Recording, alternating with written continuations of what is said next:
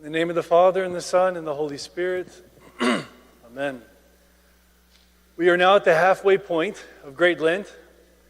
And if you can't tell, at least by this priest's voice, the fatigue is really beginning to kick in.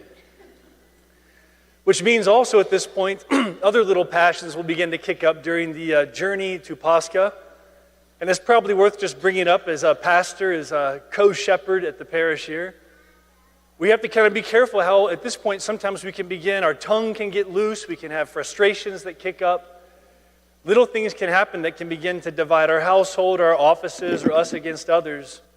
And so it's just a good warning. If a person was, at BYU preparing to run a race, their coach is probably going to give them a bit of a heads up about what you might experience at the halfway point. So besides fatigue, which we all need to be on guard for, there can be a lot of other things, irritability, things like that. So I'd say to the Christians that are here present who are endeavoring to go this way, who are endeavoring to take up the cross, just to be aware of that. And if there's anybody in your household you need to apologize to, go for it. And if you might need to lessen your fast because you find yourself being sharp, that's okay too. The goal is not to keep a perfect fast. The goal is to love God and to honor Him. And fasting is a grace. So we're trying to get there bit by bit. To the homily, at this third week of Great Lent, we've already had 3 weeks preparing for it. Now we're 3 weeks into it. Cross is brought out. And I feel a bit odd standing with it to my back, so I'll stand off to the side a little bit. The cross is brought out halfway through Lent. And so the first week of Lent, if we could quickly summarize what the catechism is for those who are going through it. We talked about this before. Great Lent, these 40 days, was originally for the catechumens. So during this period, all of us become catechumens, and we are going through this journey together. The first week of Lent was that God became one of us. We saw that in the icon. God is with us. This was that first step for those who are going through being catechumens in the church. The second week is that we can become like God by His grace. Is that we can have real communion with God. This God who has come among us and loves us, we can really have communion with Him.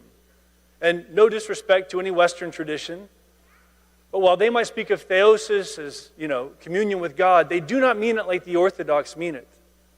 The Orthodox legitimately believe there is a communion with God, that we really interact with the energies of God.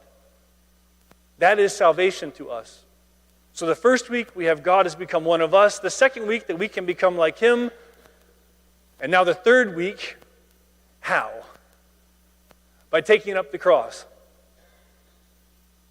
This is one of the first times we're going to read about during Great Lent, a foretelling of the passion that's on the way that we're now preparing for as Christians who are going through Great Lent. And we know the context that leads up to this. We know the disciples are talking to Christ. He says, "Who do you say that I am?" Some say you're this person, some say you're that, some say this. "Who do you say I am?" And Peter says, "You are the Christ, the Son of the living God." And then Jesus begins to tell him that he's going to have to take up his cross and be crucified. We know the story. The chief apostle is then called Satan by Jesus, which is an astonishing turn of events, because he basically says, "I don't know that the cross serves that earthly end. I think you have things out of whack, Lord."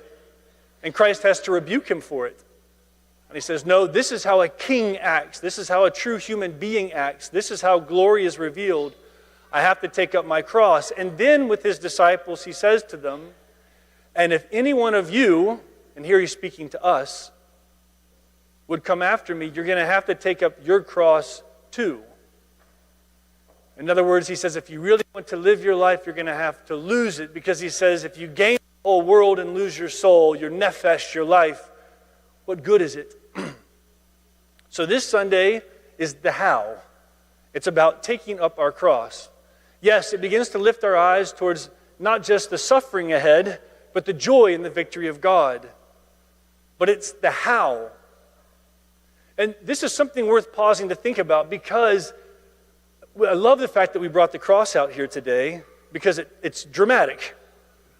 We can very easily forget every time we see a cross that the cross is not there for us to meet our earthly goals.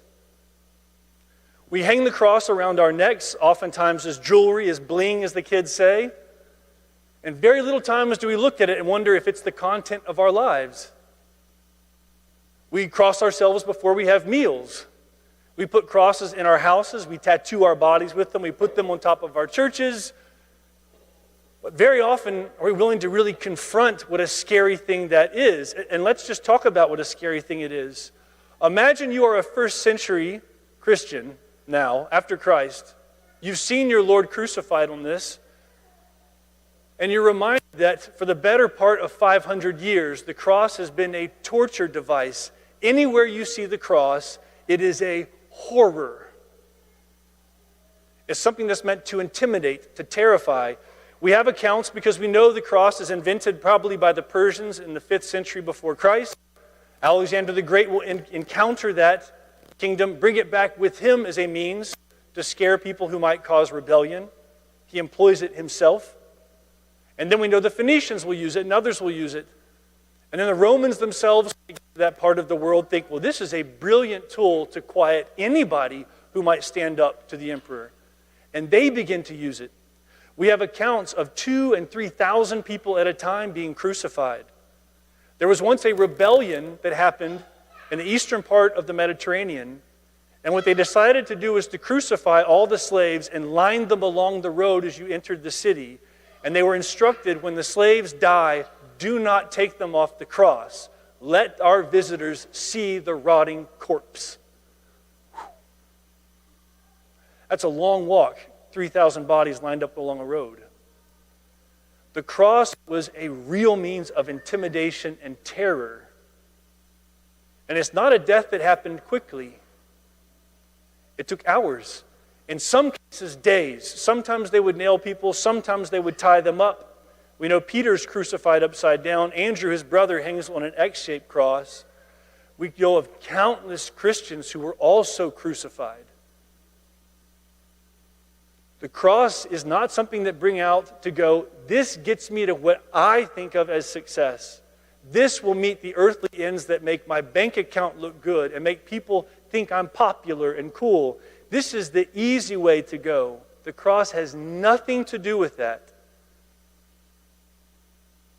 And so when Peter says to him, there's no way this is the way, Christ says, this is the way.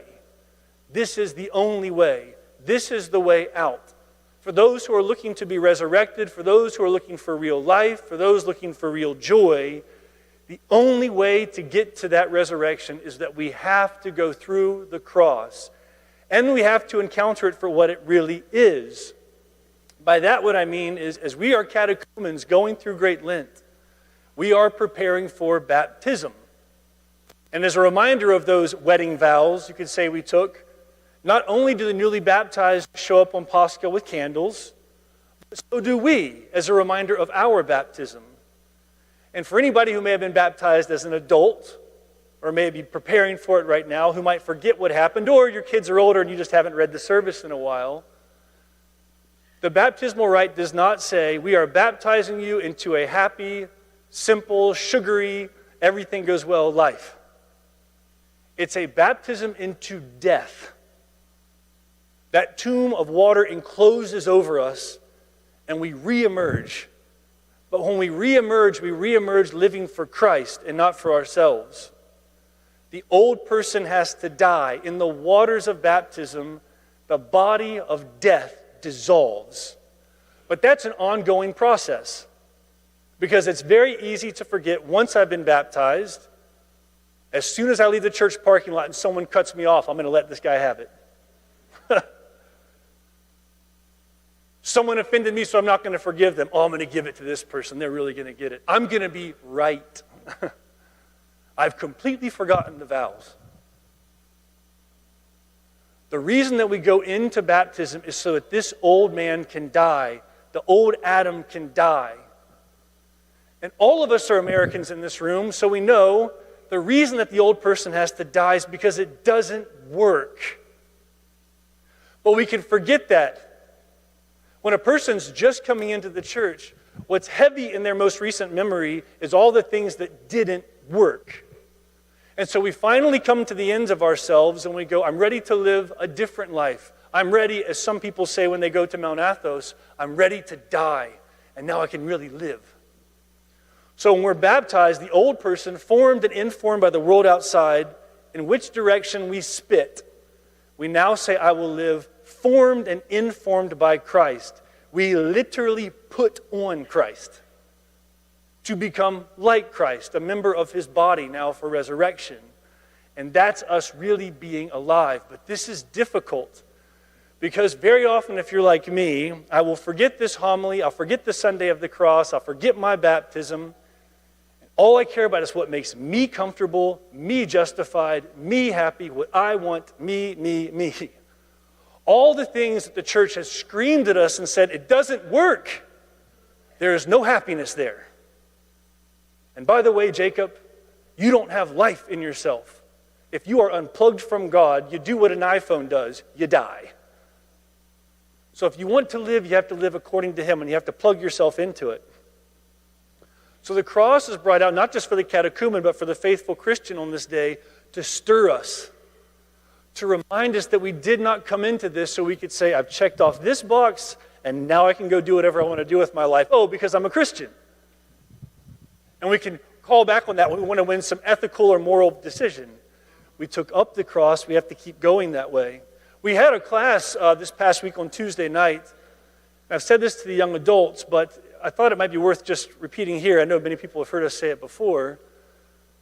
But to that point, we were reading about an alcoholic who had finally decided to give up alcohol, which is a great struggle. God bless this person. And to pursue being sober. And the person wrote, it was written down much later in their lives, something that is really important for us as Christians to remember. Because remember, we died, which means we don't get to go back and then do whatever we want. We chose Christ because he freed us, and now we're trying to serve two masters. The cross says go this way. What this person wrote in his book was this: sobriety finally delivered everything that alcohol promised. Finally. Forgiveness finally delivered everything that being right promised. Giving everything I have to the poor finally delivered everything that wealth and riches promised. Sobriety finally delivered what alcohol and the lies of the world and your comfort and our comfort and what we want, it's lies from the devil. It doesn't work. And so holiness finally delivers real life. Forgiveness, purity, giving to the poor, fasting finally delivers everything that a steak has promised me. This is what the church brings this to us this day. It afflicts the comfortable. And it harkens back to us, to all of us who have been baptized. Don't you remember? Don't you remember that you were once outside lost? And now we're in the air conditioning. The person who's provided real life is saying, we don't have to walk that, duplicitous route of doing this and doing that. Just go for Christ. Take up his cross and gain our lives. I want to finish with this. The cross is about that. It is about afflicting the comfortable. But anybody who knows what part of the country I'm from knows the other half. About comforting the afflicted. Let's say, however, you are a person who has taken up the cross of Christ. And you're saying to yourself, but what victory is there in that? All I feel is the torture and pain and difficulty of the cross. There is a story that was relayed to me by a priest back east. And he was talking about Alexander Solzhenitsyn. And Solzhenitsyn, if you don't know, had found himself, because of the oppression under the Soviets, in basically a work camp, a gulag, basically being worked to death. And he saw a lot of people die. And the story goes, as he's working, he's shoveling, all of a sudden the despair of the whole thing finally gets to him. And he says, I'm going to be doing this for the rest of my life. I'm going to die in this death camp, this gulag. What's the point? And utterly overcome with despair, he puts down his shovel and walks over to a makeshift kind of bench that's there, and he sits down on the bench. And he puts his head down, knowing that at any second the guard who is watching them work is probably going to come over and beat him to death, most likely with his own shovel. And utterly exhausted at the end of himself, wondering what the point is, he feels a presence in front of him.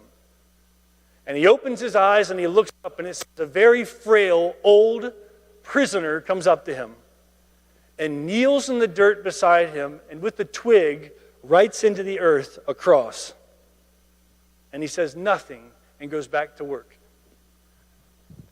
Alexander Solzhenitsyn says he stared at that cross in the dirt, and he finally realized there was something more, something that overcame the despair and the death and the difficulty that he was in. He realized that by enduring and by holding on, Christ was ultimately victorious.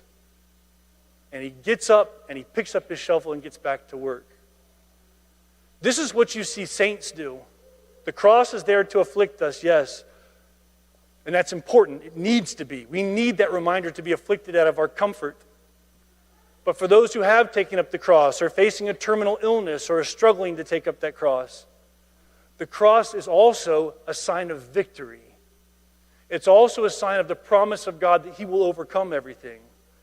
It's a sign to us that everything in the world, no matter how bad it might be, will pass. And what will be left is Christ in all. God in all, overcoming the whole thing. We're still preparing for our baptism. In that baptism, we're trying to dissolve the body of death. And for those in this room who might be preparing to go that way, remember, you come out of that water to continue to dissolve the body of death, we take this up.